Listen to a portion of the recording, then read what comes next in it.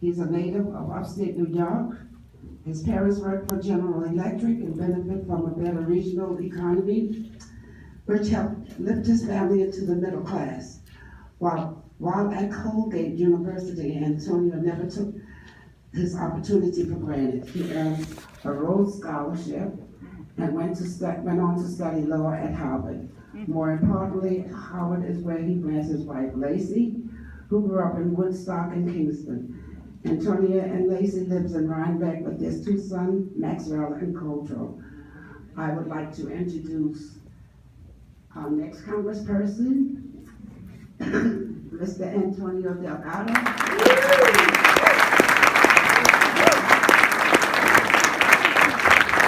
Thank you so much, thank you very much.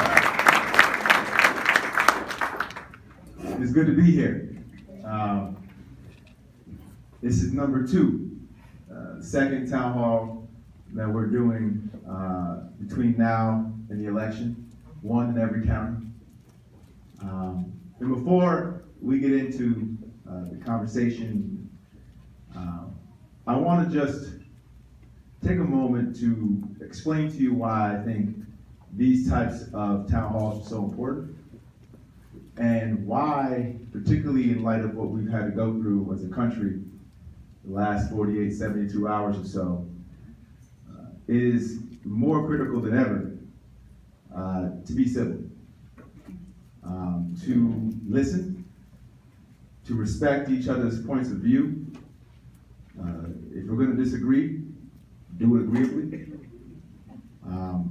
We can be an example, and it's important now more than ever that we are, because what I've witnessed the last 72 hours or so is blind partisan rage,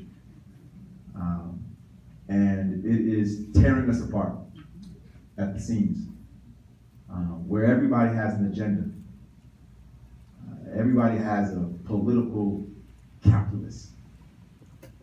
Apparently, even if you're a woman who credibly testifies about a sexual assault, you somehow have a political agenda.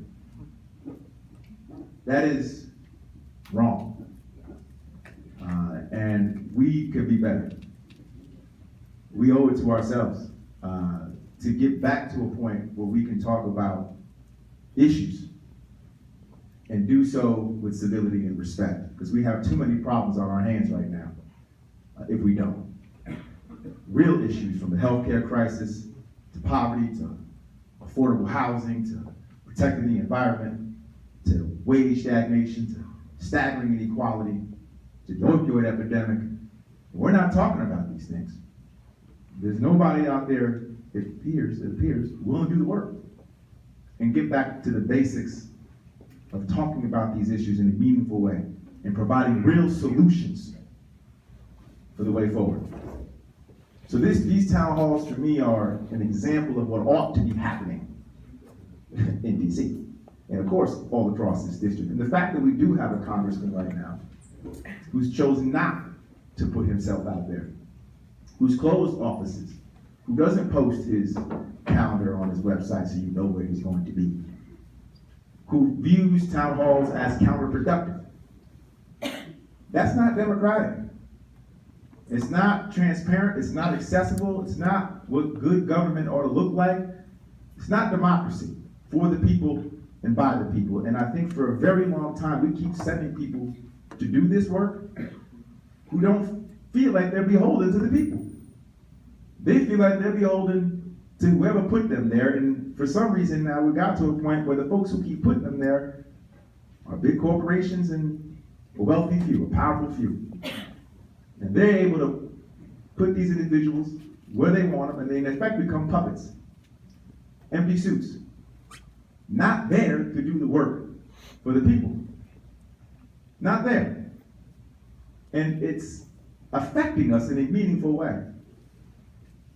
When you have a congressman who literally is representing a county like Sullivan, which ranks number 2 worst in health outcomes in the state,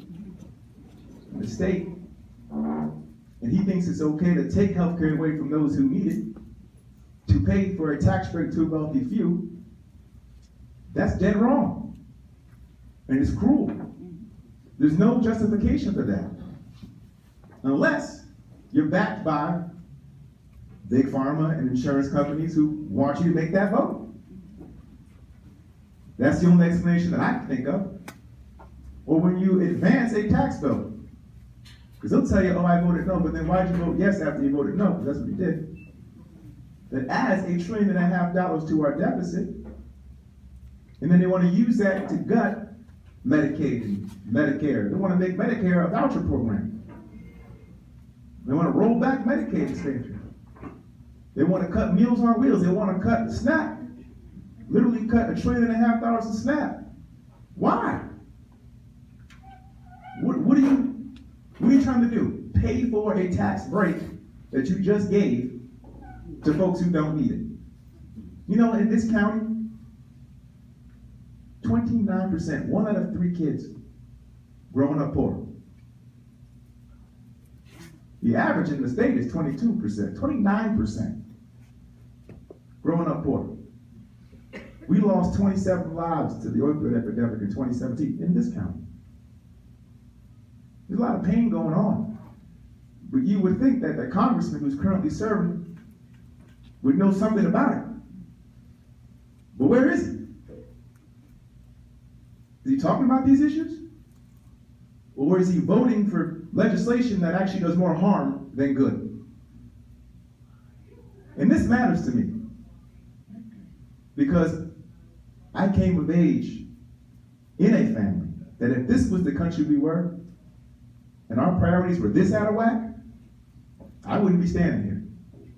No, I wouldn't be here because I was that kid growing up in Schenectady where we cut coupons and we put things on layaway and get by for a while and put money aside and try to save and move from apartment to apartment, figuring out how we can keep working our way.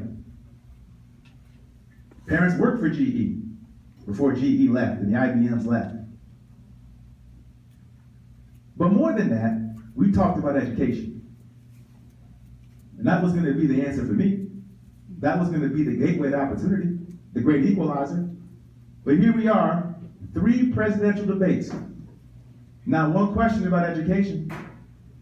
The great equalizer, we've left it behind. You know, Mr. Faso will tell you that the government has no role to play in K through 12 education. He's on record, you can look that up. I don't know how that's possible. By definition, unless you think it should be all private schools, by definition, public schools involve government, by definition. Why aren't we talking about that? Why aren't we talking about universal pre-K and rethinking how we educate our young folks? Vocational schools, trade schools, apprenticeship programs, debt-free tuition, loan forgiveness. We could be doing this work if we prioritize it. I benefited from that mindset. That's what allowed me to go off and go to Colgate and then Oxford. I stood on those opportunities and the values that were instilled in me. Values that I can tell you I don't see in a lot of folks right now in DC. Simple ones, like integrity, and character, and accountability, and respect, and decency, and love for your neighbor, compassion. What happened to these things? Where are they? We need them now more than ever. 80% of folks in this country are sharing just 10% of the wealth. 80% are sharing 10% of the wealth. 2/3 of folks are living paycheck to paycheck. Half the country can't write a $500 check. Half the country. A lot of folks are struggling right now. And we got the economy, Mr. Faso will tell you, is booming. That's what he says. It's booming. I quote. Well, for who? Who's it booming for? The folks who have. Do you know that since the 2009 recession, 95% of all the gains of the recovery since 2009, 95% of all the gains have gone to the top 1%. So after everybody lost their homes because of the mortgage crisis and lost their assets in the 401ks, after all that devastation, we were trying to build our way back post-recession. 95% of all the gains And what's interesting is workers are working harder. Productivity is increasing. Wages, not so much. Stay put. Now, you know what happened during that same period of time, the last 40 some odd years? Right to work laws. Attacking labor. Making it more and more difficult to collectively bargain for better wages. And then we get the Janus decision, which essentially guts the power of labor to do what it ought to do. And Republicans forget, particularly ones there now, they got folks in their party who some years ago understood the power of labor. Eisenhower said right to work laws victimize workers. Republicans said that. The father of capitalism, Adam Smith, he said that regulations that work for the workman, for the worker, are just. There's a role to play for the government here. Protect workers. Protect regular folk. Don't protect the folks who don't need protection. They're okay. They're okay. A lot of folks right now are being left behind. And we could do more. We could be investing in our infrastructure. Roads, rail, broadband access, cell service. It blows my mind as I drive across this district. It's a big one. It's big if you don't know. It's Connecticut and Rhode Island combined. Those two states combined. 11 counties. Okay, and I can drive sometimes for an hour, be off the grid, no cell service. Now, I don't know, and it's beautiful, don't get me wrong, I like looking at the scenery, it's beautiful. But how do you have economic investment? How do you incentivize economic growth if you don't have a way to access the market through your phone or through the internet? Mid-small tier farming communities that make up a lot of this district are being left behind too, because big ag is just soaking up all the opportunities. The farm bill that John Faso voted for, 40% of all the subsidies go to the 3% of the wealthiest farmers in this country. Think about that. All corporate mega farmers. Can you find me one corporate or mega farmer in this district? I can. So who's he working for? Not working for us. I think that's pretty clear. He used to lobby for oil pipelines. Maybe that's why we don't hear him talking about shifting away from fossil fuel to renewable energy. Maybe that's why. But we need to, if we want to create real jobs and protect our environment. That'd be nice. We have an opportunity here. You know, we know what's going on in DC. We know how broken it is right now. But we have a representative right here that's absent. That's part of the problem. That's not willing to do the work to represent the people. I want to be the kind of representative you count on. I want to earn your trust.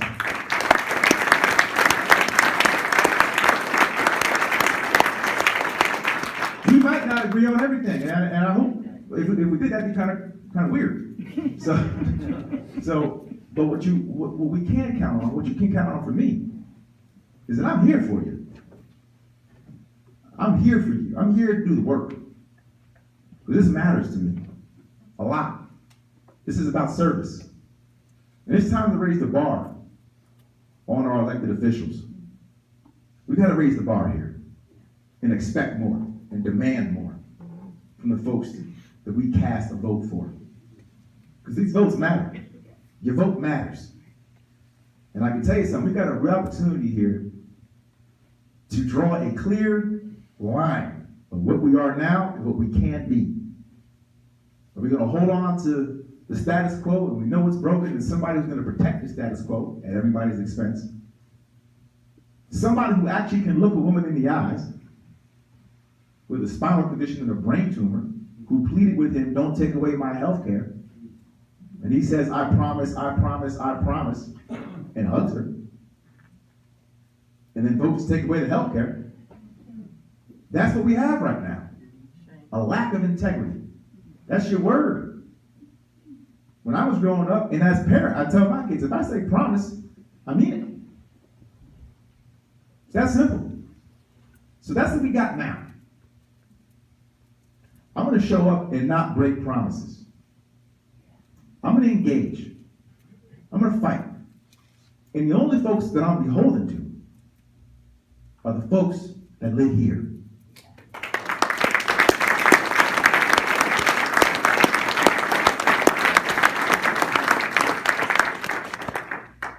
So before we open this thing up for some Q&As, I wanted to say thank you for being here. You know, these are some tough times. And a lot of folks can react to these tough times in different ways. You could check out and say, I'm done. I can't deal with this no more. I'm out of here. Right? Or we can say, no. We got to inject ourselves into this. We got to insert ourselves into this. We got to course correct. And the beautiful thing is we have the power to do it. It's all mentality. Either we turn it on or we turn it off. It's that. And a lot can happen in 31 days. A lot's been happening.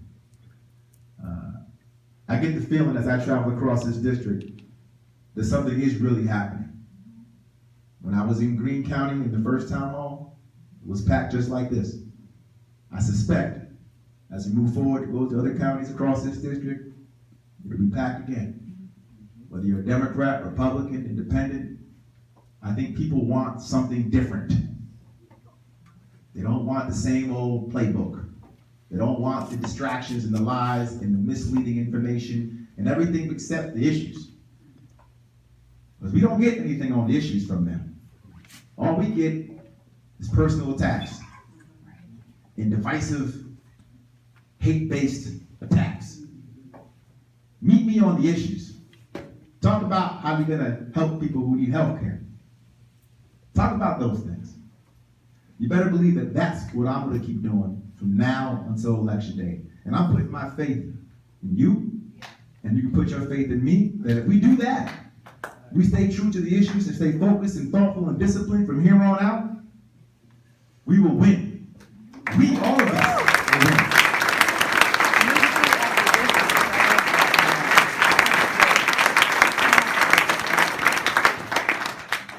I said that was my last thing, but I do want to say one more thing. That's important. Somebody actually said to me, you should tell folks, okay, I hear you're sharing a lot of good thoughts, but why are you? You should tell folks that. What makes you think you can help in a meaningful way? That's actually a good point. I probably should say that. Why? Why me? So I meditated on that. And this is important. I thought about the climate we're in right now and how divisive it is. When people are at each other's throats. You know, believe this, I believe that. You think this, I think that. And I looked at my own life. And I said, wow, I've kind of been through a bunch of different kinds of experiences. Very diverse. You know, growing up in upstate, little black kid, working class family. Find myself at Colgate, pretty lily white school. Then I go over to Oxford, way out in the whole other world. Come back and get my law degree at Harvard and meet my wife there, and then end up in LA. And you might have heard of this, did a little thing called hip hop.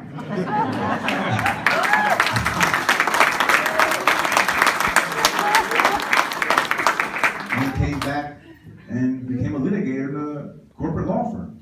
Those are some pretty diverse experiences. I came across a lot of folk, different kind of people, along that journey. And I've learned a pretty important skill set over that time. And that's how to find a common ground. That's how to work towards a solution. To bring to bear my critical analytical skill set to figure out how I can make all of us feel good about what the outcome might be, even if it might not be exactly what each of us wants. But how do we advocate for a shared vision across a diversity of point of view? And this district needs that, because this district is politically diverse. It's a third Democrat, a third Independent, a third Republican. That's what this district is. So we need voices who are determined and who can pull from a life set of experiences to understand how to find that common ground and be an advocate for our shared values at the end of the day. So when I go to Congress, after you put me there,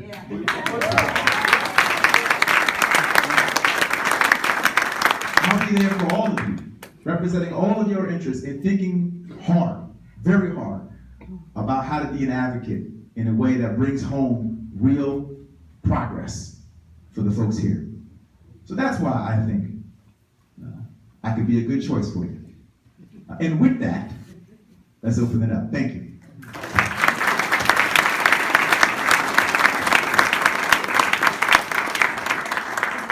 This is not a question, it's just an observation. When I met Jordan at Evergreen a couple of weeks ago, that's exactly what I asked Jordan. I said, why? Why does he think he's a hero? Thank you for answering that question. I'm trying to listen. Big question about education. We've seen a lot of things about lobbying lately. They are messing students up big time. They're putting them on payment plans that aren't viable or at all. How can we solve that problem? I'm sorry, I missed the first part of the question. Navient. Oh, Navient. Navient, whatever. Yes. How do we solve that problem where they're actually screwing up people's lives? There are teachers who should have been given forgiveness already. Out of 29,000 people who applied for it, 96 were approved. How do we fix that problem? Well, I mean, listen, I think from my vantage point, right, I come at this from the federal point of view, right, what the federal government can do. And we stopped, like I said, prioritizing education. So we put the squeeze on state and local actors. It trickles down. That lack of resources, those lack of funding, that lack of prioritization puts more and more strain on local and state actors and where they can pull their resources from. Think of it like this. We spend about $100 billion a year in corporate welfare. Corporate welfare. Propping up companies that don't need help. About $4 billion goes to big oil. They don't need any help, but they get $4 billion. Big ag is about $20 billion. Big ag, not those small mid-tier, the big boys. Right? We got companies like Walmart that are making money hand over fist, but their employees are on SNAP or public housing. You know who's paying for that?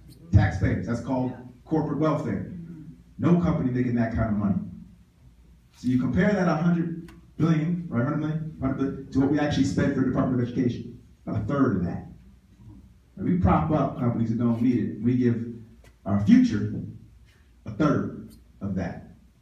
And so when you start limiting the resources from the federal level, and you then cap the deduction for property taxes, which then complicates how you're able to get by locally as well, you put more of a burden on state and local actors, but it doesn't get to the folks who actually need it.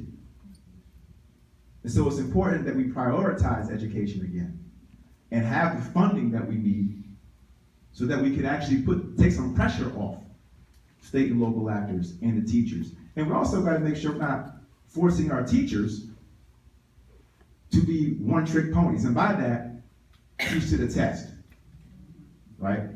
We should be way more holistic in how we evaluate and how we educate our young people. When I was growing up, and I'm not that old, okay? When I was growing up, it was a way more holistic approach. You know, you had the shop, you had arts, music, it was well-rounded. You were civics, you were preparing people to be self-determined individuals. That's a critical thing, self-determined. You want that, you want to create self-determination in young people. And we're not. And so I think it's important, and that's why when people say, what kind of committees do you want to be on? You know, education and workforce development, that's the top of the list for me. That's where it starts when you're thinking about how to build for a future. Yes. I have a question. How come I hear nobody on the Democratic side talking about the $1.5 trillion that our grandkids and kids are gonna be paying back for that corporate tax cut that, or tax, you know, for the 20 and 21% big corporations? I'm with you, bro. I just talked about I don't that. hear anybody getting on, you know, any of the. Oh, you mean the folks there now? I'm talking about it right now with you. I know. Because I got no problem I'm with it. talking about, when I see your ads, they're ridiculous anyway, the ones that the Republicans are putting out. I mean, they say you're gonna put. No, here's something great. This is very important point. If you Google this, if you can, Google, FASO $400 billion deficit, and just see what video pops up. What'll pop up is an interview where he talks about how leaving our generation with $400 billion of deficit handcuffs them, right? It limits their choices, right? It limits their choices. We can't pass on $400 billion of debt. We can't do that. And now when the deficit was as high as $1.5 trillion in 2010, they got it all the way down under the Obama administration by 2016 to $400 billion. So they took it all the way down. Now, here we are, since 2016, you know where we are now with the deficit? They doubled it. It's $800 billion under the Republican-controlled Washington. What happened to fiscal conservatism and fiscal responsibility? And what makes it worse is you add this $1.5 trillion to the deficit just because you wanted to have a cash grab. That's all, just to give money away. There was no real purpose. Now the argument is, well, if you give these cuts, opportunity will trickle down. Have you heard that before? It'll just find its way down to everybody else. Just wait for it. Wait for it. It'll come on down. Never does. The only thing that came down was a 2008 crisis, and it wasn't a trickle. It came down hard. It hurt a lot of people. And the numbers bear this out. About 2 or 3% of folks really experienced a benefit. And I'm not knocking the benefit. Any benefit's a good benefit in these times. We'll take anything. But when you compare it to what others got and the disparity, it's just not right. And it's not fair. And what we see is rather than actually increasing wages or investing in new jobs with their newfound profit, they just take that profit, buy back shares, elevate the stock price, and cash out. I mean, these are all facts. This is what happens. There's data. Facts still matter in my world. And the data's clear on this. They take those profits, they don't invest, they don't increase wages, they just give it away to themselves. So yes, we've got to, and then on top of that, the record is a wonderful thing. You could just point to people's records. It's clear. John Fasel just voted for the Financial Choice Act. Okay? Now this act essentially guts the power of the Consumer Financial Protection Bureau, which was enacted post-2008 to help prevent us from ending up in the same spot we ended up in 2008. What did it do? It's supposed to protect consumers from abusive and deceptive practices like subprime lending, which led to, in part, the mortgage crisis, right? That's what the whole point of it was, to protect us against that, to provide oversight for banks who are not thinking about how they're gonna have a plan to liquidate in the event that they're not stable, right? All this is meant to protect against that. Well, he just voted, and the House just voted, to roll back the budget and give Congress the power to defund it, because currently it's funded by the Federal Reserve. They took that power from the Federal Reserve, put it in Congress's hands, and now Congress can say we want to fund the whole Consumer Protection Bureau. And we want to make sure that it can no longer supervise banks. And we want to prohibit it from actually prohibiting abusive and deceptive practices like the prime lending and subprime loans. This is who's in Congress right now. There's nothing about that is remotely people-friendly. That is profit-friendly at our expense. So yes, it's gross. It's beyond the pale. We got to change it. And also deregulation also is polluting our skies and our water. Even in North Carolina, what was coming down the river? Coal sludge. All kinds of poisonous, cancerous stuff coming down. No, and that's why I wanted to make sure I quoted. I said Adam Smith, the capitalist, the founder, right? The man who gave birth to the idea, the invisible hand. He says, regulations for the worker are just. There's a role to play here. There's a balance. I appreciate the fact that not all regulations are good. You know, you can prevent progress sometimes. You can prevent opportunity. So you need to make sure you enable growth and incentivize and economic investment. It's all important. But we now approach, or I shouldn't say we, the folks we keep sending to Congress, particularly the ones who are in control right now, have this mentality that any kind of opportunity to make sure we protect the environment, protect workers, is an affront to the marketplace. But keep in mind, the marketplace is nothing without regulations. It needs rules in the first place. There has to be some grounding. Who can file for bankruptcy? That's a rule that defines how market actors behave in the market. Interesting how banks can file for bankruptcy, but students can't. That's interesting, right? That's a law that was lobbied for.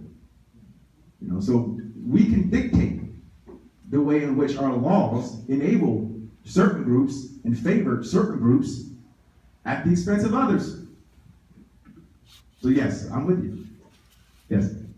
So we've all been talking about the fact that turning out the vote and getting people out who don't normally vote is really a crucial issue in the coming elections. A way to get people to come out to vote is to talk about and act on things that are important to them.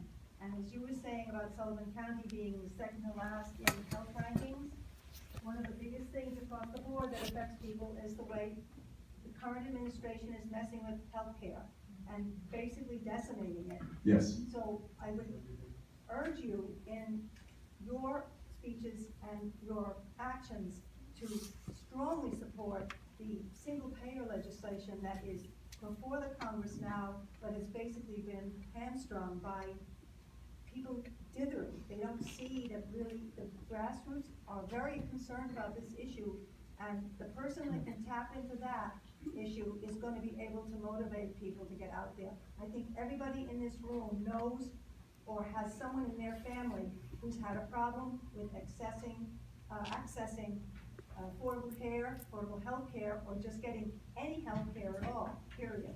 Yeah, absolutely. I mean, listen, it's important that we fight. You laid out the battle lines here. And it's important to understand the picture here. The other side is taking it away.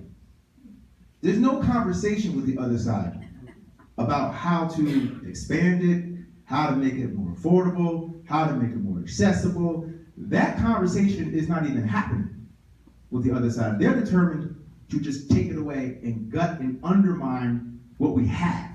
They're still trying to figure out how to roll back guaranteed protections for pre-existing conditions. So those are folks who are currently in Congress in power. And not all of them are going away. You know, some of them are going to stick around, unfortunately. So we have to figure out how to move this ball forward. That's the key. How do we actually expand coverage and do it in a way that is achievable, that we can do now, right now?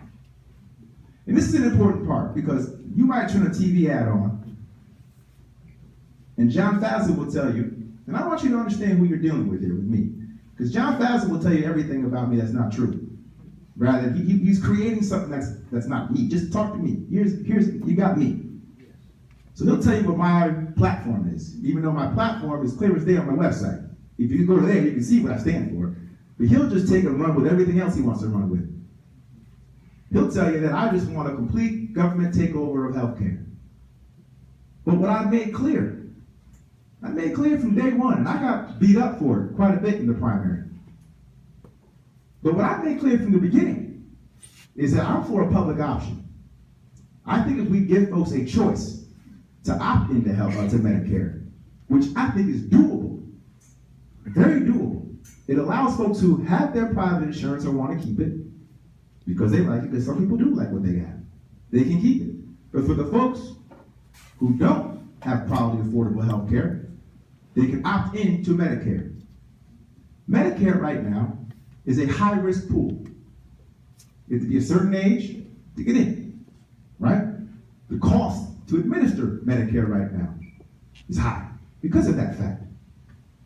If we have more and more folks opting in, healthier folks opting in, and by opting, buying in, and of course, what that amount is will vary, and we have to redefine what it means when we say affordable. That's important too, because too many folks have to pay $5,000 deductibles. Well, that's not affordable. Who's going to go to the hospital and get something checked out if they got to be face front with a $5,000 deductible before they do anything? So we got to rethink that as well. But if we create that public floor, that makes sure that the public insurance, the private insurance companies, are beholden now to the floor. They can set prices as they wish right now in the private sector. They have nothing anchoring them. You let more and more folks opt into Medicare, then the cost will go down. And it helps small business owners because at the end of the day, rather than having to figure out how to buy into the private insurance market, there's a whole other option now for their employees to opt in. And the cost, this is a big piece, the cost of this, right?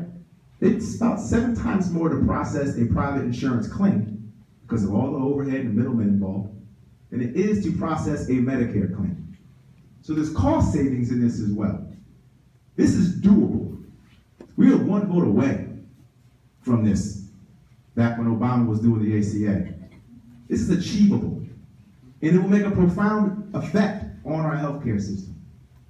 And another idea that Trump ran on. He actually ran on this one. And it somehow mysteriously disappeared. But he ran on Medicare negotiating with Big Pharma. Talked about that. He said, we got to make sure Medicare can negotiate with Big Pharma. Because one of the biggest drivers of the cost in our healthcare system is prescription drug costs. Well, what happened to that? Let's bring that back. I'm for that too. So if we can accomplish those 2 things, and I think we can do it pretty quickly with the right focus and the right leadership, that's a step in the direction that we ought to be going in. Particularly when at the other hand, we have the other side trying to take healthcare away from us. Literally trying to take it away and gut what we have right now. So we got to make sure we're being smart and thoughtful about how to extend coverage. I just wish John Fazio would have dated me on that point. I want to hear his response to that. Don't make up some other stuff. Just talk to me on the issues about what you think I stand for. I laid it out for you. That's my view. Rebut it. We can have a debate. And I respect everybody's point of view on this. And it's diverse. There are diverse points of view on this. And the only thing I would conclude on this point, because I hear in your question that there's only one issue that really can get everybody out. If you don't speak to this particular issue in this way, then people aren't going to come out. I disagree. What I have found is when you just show up and you demonstrate that you actually care about people and you want to fight for people and you're going to be there in the trenches for them on a host of issues, and your priority is always the people, only the people, that will get people to show up. Because for too long, that hasn't been happening. And people are tired of it. And so it's on me, and it's on my campaign, and it's on everything we're doing for the next 31 days that we've been doing for over a year and a half to make that clear to people. To get out there and demonstrate that I'm here to work on your behalf.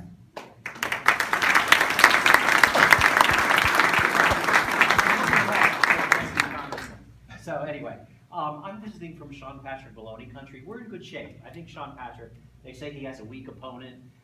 And back maybe 2 years ago, you remember the time when the healthcare debate was raging and John Faso wouldn't go to a town hall or whatever. Sean Patrick came up and crashed John Faso's town hall. Yeah, he adopted the district. Yeah, so I wanted to know how you talk about that. The other thing was that back before John Faso, there was a Republican, Chris Gibson, and he and Sean Patrick actually worked together, you know, so they could accomplish some good things. Yes. And I'm wondering how you're going to work with the other members of the delegate. I wanted to see we know Sean Patrick. We think he's going to be reelected. So I wanted to see our next congressman come on. I appreciate that. So I was there when Congressman Maloney quite effectively highlighted the fact that Faso was so absent. I mean, just think about this. If somebody came to your office, this is your job, right? Came in your office, sat at your desk, logged into your computer, whatever you're doing, came to here, and just said, I'm here for you. I'm gonna just take over this office space. This is my space. I'm gonna run this. That's essentially what happened. You know, John Faso wasn't showing up, wasn't doing his job. And Congressman Maloney said, well, come on up. Sit at your desk. Do your job for you. That's pretty bad. You really got to be absent. And particularly when your job is to show up. I mean, that's the baseline level of representation. Right? That's it. Like if you look at job description for congressperson, I mean, I think one of the top 2 things has to be you show up. And the fact that he's called No Show Fazzo, you have to earn that nickname. When the job is to show up, you gotta put a lot of work in to do that. So, yes, I remember that, and I was there for that. And that's where Andrea Mitchell actually got up too, when she spoke and shared her story very eloquently. Here's the thing. I also met with Chris Gibson not long ago. And what we talked about was how he did have town halls. A lot of them. He had a lot of town halls. And how he had his calendar on his website. And how he had multiple offices across the district. A lot of them were shut down once Fazzo got in office. So I don't have a lot of agreement on policy per se with our former congressman. We are in lockstep when it comes to what constituents deserve from their congressperson. And that's nonpartisan. You see how that works? That's not a partisan thing. If you care about people and you want to do the job, whether you're a Democrat or a Republican, you show up. But here's the thing, and I really mean this. I don't mean this in a negative way. I just think it's just a fact.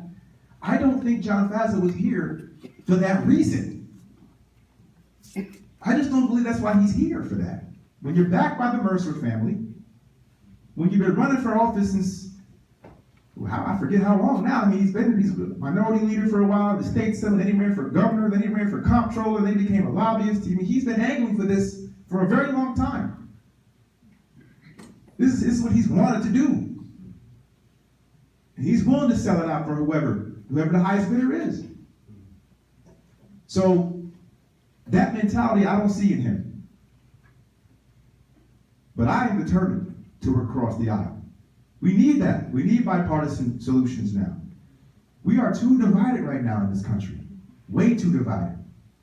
And it's important that we have folks step up who can believe in their values, be who they are, but at the same time understand that we have to be able to work with others to solve complicated problems. Because we got problems to solve, real ones.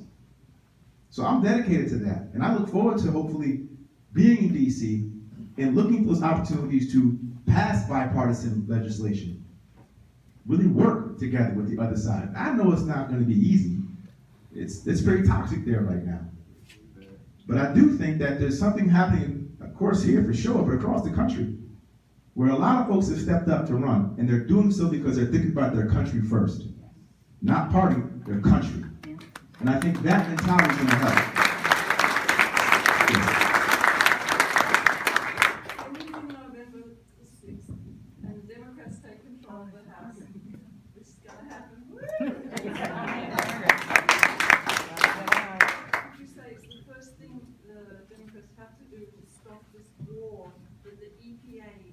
Waging against clean air, clean water, greenhouse gases, climate change, everything. Mercury. Well, we gotta pass legislation, right? We gotta pass legislation that shores up the Clean Water Act that's being defamed, that shores up the Clean Water the Clean Water Act and the Clean Air Act, right? Because if you think about it, we have the Clean Water Act. Problem is, they've carved out a bunch of exceptions and defined what it means to be covered under the Clean Water Act. And then we try to pass the Clean Water Rule to make it clear that, hey, we've got to protect not just the rivers, but the tributaries, the streams, all the things that, we have to make sure we're protecting against flooding and pollution. All these things matter. But we have a Congress that's rolling back that. That Farm Bill rolled back the Clean Water Rule. John Fazzo voted for the Stream Protection Rule to be rolled back, which allows miners to just dump ash in the streams and have to rectify the situation. Right? So we have to pass legislation to refortify the Clean Water Act, the Clean Water Rule. We have to disincentivize, or at least incentivize investment, I should say, in the renewable energy space. So take all those tax credits and those tax subsidies that we're using to prop up big oil for no reason other than to give them help they don't need, and shift them over to solar and wind and geothermal. That's where all the economic growth is. We have to start shifting into this direction. That's the key piece. And then we need vocal opponents. The fact that we have an EPA that is operated at the highest level by folks who've made it their mission to undermine the EPA. I mean, this is how they've made their careers. Not to help the environment, protect the environment, but to undermine. Something to sue the EPA before they got the job. How can you sue the agency that you're supposed to be overseeing? But yet that's what we got. There's a theme here, whether it's education as well. Betsy DeVos, she hasn't visited intentionally, by her own words, a public school that is struggling. That means she's intentionally not doing her job. How could you not go and seek out where the need is to figure out how to fix it? But she can find a grant to arm teachers. So yes, we've got but we need vocal opponents too. It's the leadership. Because John Fassel was here to tell you, well, I'm on the bipartisan, climate change coalition. It's a nice label. It's a nice title. It's just like saying I'm on the ag committee. All right, that's nice. But what does it mean? What are you doing? How are you actually pushing up against the agenda? How are you pushing back against the agenda? What are you fighting for to advance? And that would be the kind of role I would take. Yes? This is gonna be a weird question. Seems like my entire life, the same 12 people have been running Congress from both sides. What can you do about that? They're my age or better. And quite frankly, so we the need fresh question is blood. that you mean literally the same people have been around for a very long time on both sides of the aisle. That's your point, right? Yes, literally. And you're right. I think there were some folks there now in Congress who voted on the for the confirmation of Clarence Thomas. Okay? They were right there at the Judiciary Committee then. On the Judiciary Committee, some 20 years ago. 27, thank you. And they're still here.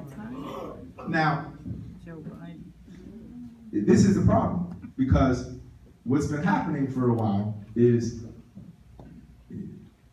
there's been a playbook that's been used, both sides of the aisle, where instead of talking about issues, they attack each other on partisan grounds. So who's more partisan? Or you're just extreme this, or you're just extreme that. We're going to paint each other as the boogeyman of either side. And we're going to mislead folks and personal attacks. That's the strategy. And all it's done is create more and more and more gridlock. And people just keep digging their heels in. These trends have been happening for a while. You start getting these rules, like the Hassert rule, where the Republicans say, we're not going to put a bill to the floor if a majority of our party won't vote for it, even if a majority of the House, Democrats plus Republicans, would vote for it. Think about that. So even though a majority of the folks that we as a country sent to Congress would vote yes for a bill, is not going to be on the floor because the majority of the party in power won't sign on. That's not democracy, but that's a rule right now in the halls of Congress. Personally, I'm not sure I'm comfortable with the idea that a person who's going to be appointed for a lifetime on the highest court in the land doesn't require some modicum of bipartisan support. The fact that you just have 50 votes, just 50 votes, just hop on. How does that happen? When you eliminate the filibuster, which Republicans did, that's allowed to happen. Right? It's a tit for tat, tit for tat, tit for tat, back and forth. Whoever has the power, okay, it's my turn to do something wrong with it. And now it's your turn to do something wrong with it. And it keeps going back and forth. And this has been happening now for a long time. And the takeaway is, we need to send folks there who haven't been there for a long time, who aren't going in with grudges, who aren't going in with feelings about what someone did to me, 3 terms ago, but are concerned about the people. And I feel like this is a window of opportunity. I actually feel like what's happening is the reason why so many folks are engaged right now and so many folks are running right now, we're sensing a moment, a tipping point in this country where we've gotten so far off the rails that if we don't do anything about this, Lord knows where we're headed. So are you willing to stand and say, if the leadership doesn't change the way it works, I'm willing to change the leadership? Yeah, I've been very clear about this. And I got personal experience with this, okay? I ran in the primary, right? Very competitive primary. There were 7 individuals in the primary, very good individuals. I was not the candidate recruited by the party. Okay, I wasn't propped up. No one came seeking me out and said, you should run for Congress here, okay? And you might think, well, maybe that's because, you know, there were other candidates that they thought were more able to do the job. You know, I'm not the typical type, you know, the fact that I'm an African American running in 90% white district, maybe that has something to do with it too. I don't know. I don't know, but all I do know is that I had to earn it. No one helped me along the way. I don't owe the party anything. I don't owe leadership anything. I had to make my way. And they had to come and say, oh, we're happy you're here now, let's help. Right? But there was so my mentality, I don't pledge my support to anybody. I'm going in totally independent. Yes, I'm a Democrat. So I was raised. Okay, but I'm going in with the mindset of, I'm here to fix this thing and inject some new blood and be a new voice. And nobody is owed anything from me in DC. I don't owe anybody anything. And so that's my mentality. And I will say that once I'm there and I get a real read of the dynamics and what we're talking about here, what's going on, you'll get a full report from me. I'll tell you what I'm seeing and why I might go a certain way or go this way. I'll tell you exactly what I'm experiencing. I'll come back and I'll hold town halls and we'll engage. And I'm excited, hopefully, to get there to share that with you.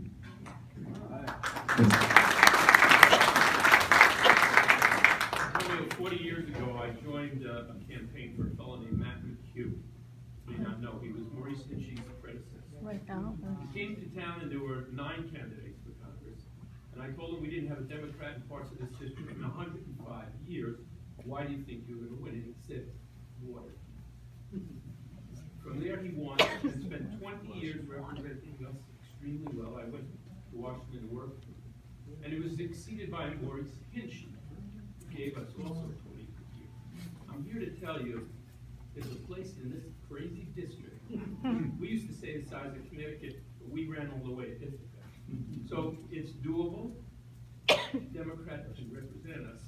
And you're talking in a way that I heard from Matt McHugh, that I heard from Maurice Hinchy.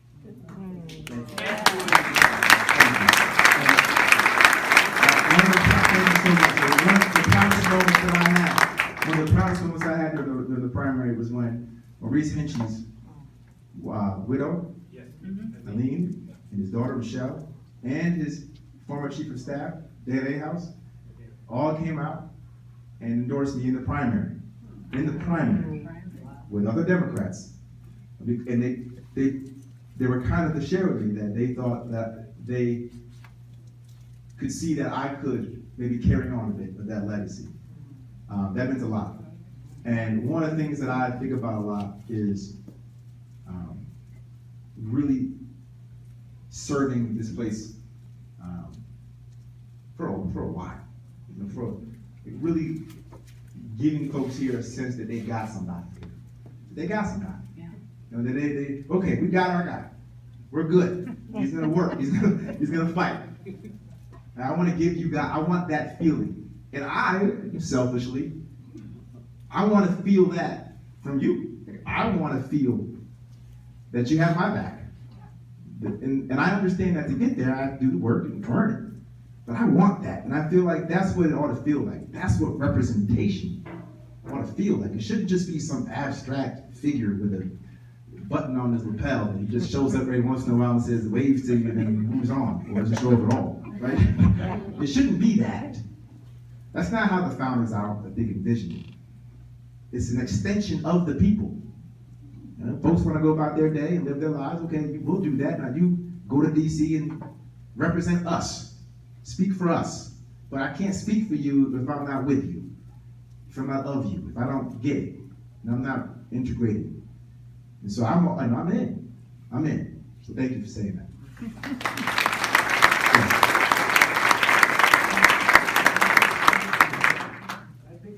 problem is gerrymandering.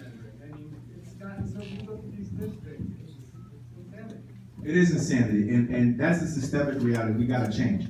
The gerrymandering component, what it's done, is that it's drawn districts so safe for either party that the incentive isn't to come and reach across the aisle. The incentive is to protect your left or your right flank from being out primary, right? Well, as long as I just don't have to worry about, if I'm a Republican, somebody being too right of me, or if I'm a Democrat, somebody being too left of me, well, then I'm safe. So I can run to the extreme if it means I can keep this seat. It disincentivizes exactly the kind of cooperation that we need for success. And I was gonna say the Supreme Court could help, and I don't know now. But there is a case that's making its way up that talks about this and whether or not it's a political question and whether or not the court can deem unconstitutional because it devalues the vote so significantly. It renders people's votes meaningless. Think about it. If you're a Democrat or just flip the hat, whoever it is, if you're living in a purple or a red district, red through and through, then what is the point of being a Democrat? And vice versa. Your vote means nothing. And it allows the candidates to take outrageous stances. Outrageous. Outrageous. And so we've got to change that. And that's why I'm for independent commissions. The folks who draw these districts, they're state legislatures. So there are folks in power are going to think, well, how do I draw this to maintain our party's power? It's self-interest. It's human nature. I mean, I don't know why we would think that putting that power in somebody's hands like that is going to result in something different, particularly in this climate.